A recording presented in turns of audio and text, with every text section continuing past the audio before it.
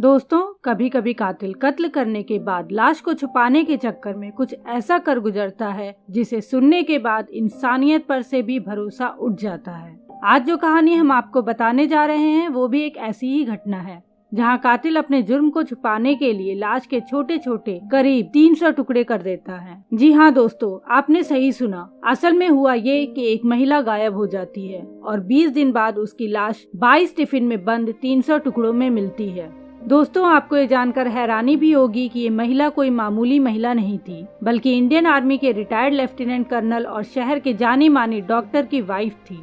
तो अब ऐसे में आखिर किसकी इतनी हिम्मत हुई कि रिटायर्ड लेफ्टिनेंट कर्नल की वाइफ की ये हालत कर सके, और ये पूरा केस क्या था जिसके खुलासे ने पूरे शहर में सनसनी मचा दी थी। तो चलिए जानते हैं सब कुछ आज की इस कहानी में। पर उससे पहले अगर आपको ऐसी इंटरेस्टिंग क्राइम स्टोरी सुनना पसंद है तो हमारे चैनल को सब्सक्राइब कर लें और सब्सक्राइब बटन के बगल में बनी घंटी को दबाना ना भूलें। तो चलिए दोस्तों, कहानी में आगे बढ़ते हैं। उड़ीसा की राजधानी भुवनेश्वर में नायपल्ली नाम की एक जगह है। इसी जगह में एक बड़े से बंगले में इंडियन आर्मी के retired lieutenant colonel doctor Somnath Parida अपनी पत्नी उषा श्री के साथ रहा करते थे। सोमनाथ परिदा ने 1970 में इंडियन आर्मी ज्वाइन की थी, जबकि वो लेफ्टिनेंट कर्नल के पद पर रहते हुए 1998 में आर्मी से रिटायर हुए थे। आर्मी में वो बतौर डॉक्टर अपनी सेवाएं दे रहे थे। डॉक्टर सोमनाथ परिदा की गिनती आर्मी के बेस्ट सर्जन में की जाती थी। आर्मी से रिटायरमेंट के बाद इन्होंने लंबे समय तक वर्ल्ड हेल्थ ऑर्गेनाइजेशन यानी WHO के लिए भी काम किया था। जब ये भुवनेश्वर में अपने घर पर रहने लगे तो इन्होंने अपना खुद का एक प्राइवेट क्लिनिक स्टार्ट कर लिया। डॉक्टर सोमनाथ परिदा और उषा श्री के 2 बच्चे थे। बड़ा बेटा डॉक्टर बनने के बाद अमेरिका में सेटल हो गया था, जबकि छोटी बेटी शादी के बाद दुबई में सेटल हो गई थी। दोनों बच्चे दूर रहते थे, मगर फोन पर वो अपनी माँ से अक्सर बातें किया करते थे। सोमनाथ परिदा कुछ अलग ही मिजाज के थे। इन्हें बहुत जल्दी गुस्सा आ जाता था। इस कारण से उनकी किसी से भी ज्यादा बनती नहीं थी। यहाँ तक कि अपने बच्चों से भी उनके रिश्ते बहुत अच्छे नहीं थे। सामाजिक रूप से भी वो खुद को सबसे अलग ही रखते थे, जिसकी वजह से न ही कोई उनका दोस्त उनसे मिलने आता था और न ही कोई रिश्तेदार। कहने को तो उनका घर एक बड़ा सा विला था, मगर उसमें इन दोनों पति पत्नी के अलावा और कोई नहीं रहता था। यहाँ तक कि कुछ लोग तो सोमनाथ परिदा के इस बड़े से बंगले को भूतिया घर भी कहते थे। सोमनाथ परिदा का एक खास रूटीन था, जिसके मुताबिक वो शाम को 6 बजे सो जाया करते थे और सुबह 3 बजे जग जाया करते थे। सोमनाथ परिदा की पत्नी की बात करें तो वो भी अपने पति के गुस्सैल रवैये की वजह से ज्यादा कहीं आती जाती नहीं थी और न ही किसी से ज्यादा फोन पर बात करती थी। हफ्ते में 1-2 बार बच्चों से फोन पर बातें हो जाती थी। बस इसी तरह दोनों पति पत्नी का समय कट रहा था।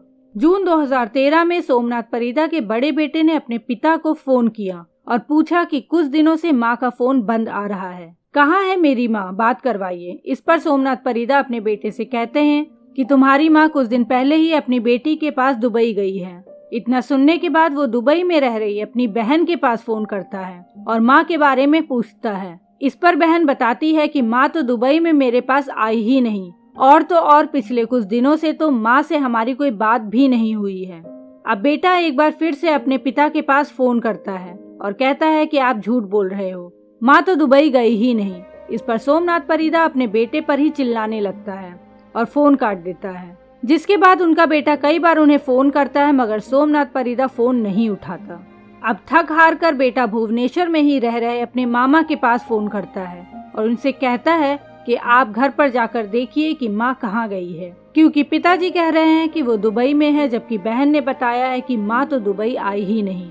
इतना सुनने के बाद रंजन समल अपनी एक अन्य बहन के साथ सोमनाथ परिदा के घर पर जाते हैं। वो दरवाजे पर काफी देर तक खटखटाते हैं, मगर अंदर से कोई जवाब नहीं आता। काफी देर बाद दरवाजे के बगल की एक छोटी सी खिड़की खुलती है, जहाँ से सोमनाथ परिदा इन दोनों से कहता है कि तुम्हारी बहन दुबई गई है, यहाँ तुम्हारा कोई नहीं है, यहाँ से चले जाओ तुम लोग। इस पर रंजन अपने जीजा सोमनाथ परिदा से कहता है कि आप झूठ बोल रहे हैं, वो दुबई नहीं गई है। इतना सुनते ही सोमनाथ परिदा उन लोगों पर भी चिल्लाने लगता है और खिड़की भी बंद करके अंदर बैठ जाता है। इसके बाद बाहर खड़े वो लोग काफी देर तक दरवाजा पीटते हैं, मगर दरवाजा नहीं खुलता।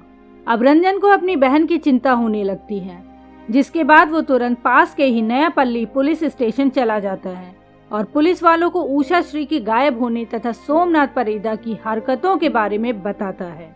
पूरी बात सुनकर पुलिस तुरंत सोमनाथ परिदा के घर पर पहुंचती है और वो भी दरवाजा खुलवाने की कोशिश करती है, मगर सोमनाथ परिदा अब भी दरवाजा नहीं खोलता।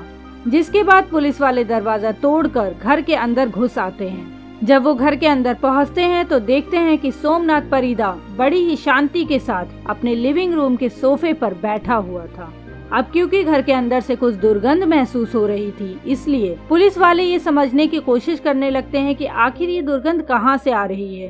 वे लोग घर के हर कोने की तलाशी लेने लगते हैं। तलाशी लेते हुए जब वे सोमनाथ परिदा के बेडरूम में जाते हैं तो वहाँ उन्हें 2 बड़े से बक्से दिखाई देते हैं। ये वही बक्से थे जिसका इस्तेमाल इंडियन आर्मी में रहते हुए सोमनाथ परिदा किया करते थे।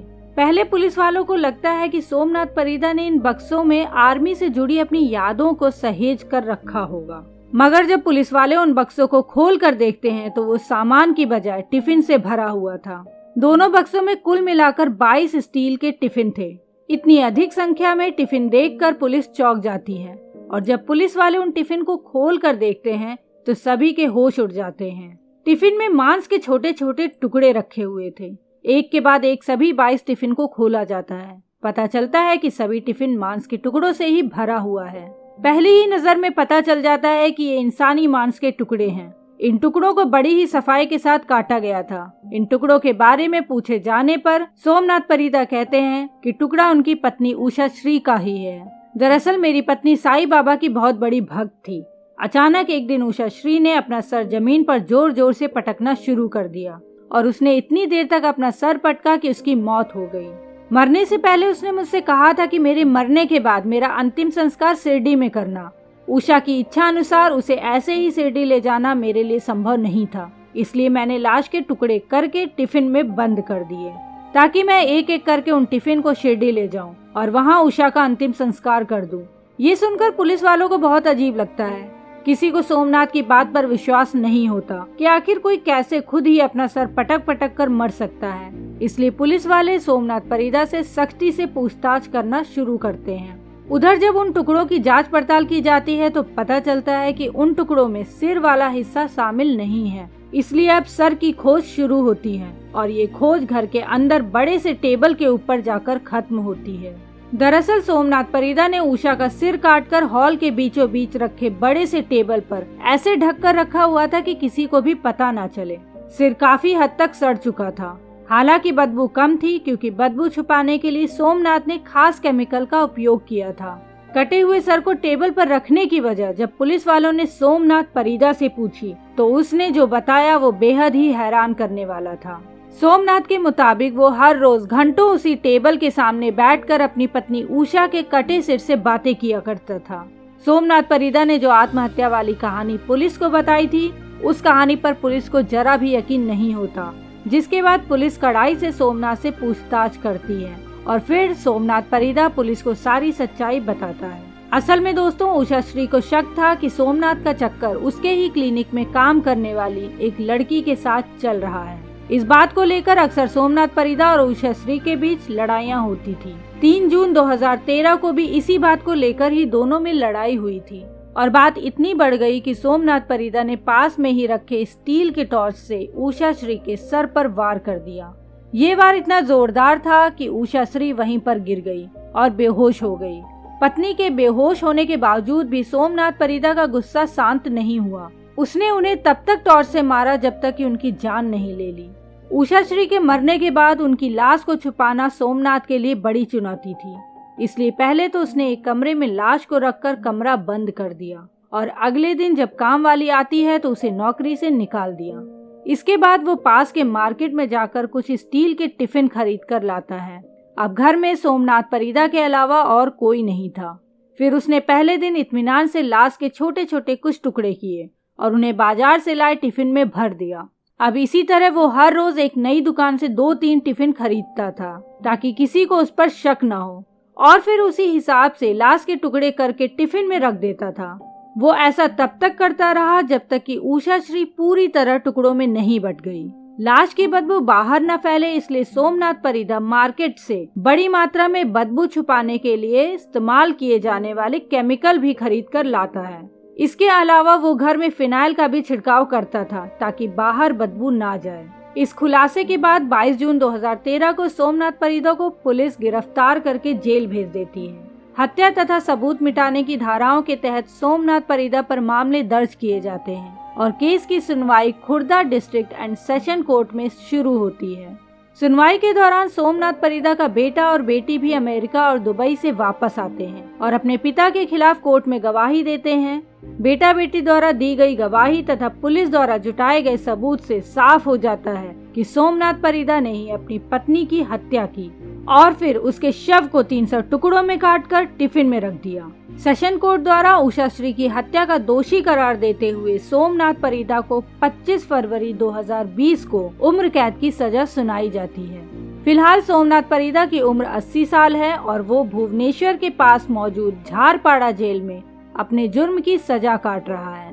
पुलिस की जांच पड़ताल में ये भी खुलासा होता है कि वो रात में अक्सर अपनी पत्नी के शव के टुकड़े करता था, जबकि दिन भर क्लिनिक में बिजी रहता था और क्लिनिक में बिल्कुल नॉर्मल बिहेव करता था।